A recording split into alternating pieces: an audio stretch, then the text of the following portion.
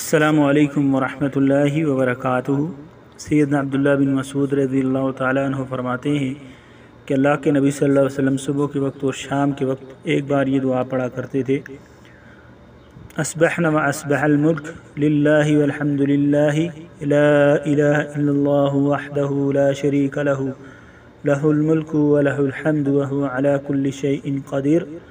ربی اسألک خیر ما فی هذا اليوم وخیر ما بعده رب اعوذ بک من شر ما فی هذا اليوم وشر ما بعده رب اعوذ بک من الکسل وسوء الکبر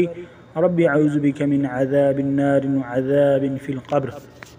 اصبحنا واصبح الملک، ہم نے اور ملک نے اللہ ہی کے لیے صبح کی،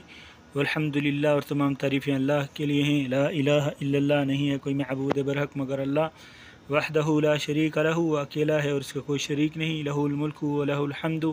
اور اسی کی بادشاہی ہے اور اسی کے لیے تمام تعریفیں ہیں، وہ علی کل شیء قدیر، اور وہ ہر چیز پر قادر ہے۔ ربی اسألک، اے اللہ میں تجھ سے سوال کرتا ہوں، خیر ما فی ھذا الیوم، ہر اس خیر کو جس دن کے اندر ہے، وخیر ما بعدہ، اور ہر اس خیر کا جو اس کے بعد ہے، واعوذ بک، اور تیری پناہ چاہتا ہوں، من شر ما فی ھذا الیوم، جو اس دن کے اندر شر ہے، وما بعدہ، وشر ما بعدہ، اور وہ شر جو اس کے بعد ہے، رب اعوذ بک من الکسل، اے اللہ میں تیری پناہ چاہتا ہوں سستی سے،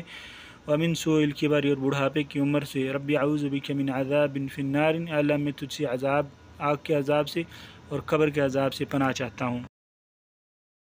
امسینا وامسی الملک للہ والحمد للہ لا الہ الا اللہ وحدہ لا شریک لہ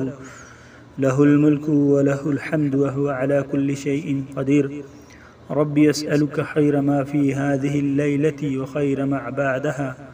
رب اعوذ بک من شر ما فی هذه اللیلۃ وشر ما بعدها رب اعوذ بک من الکسل وسوء الکبر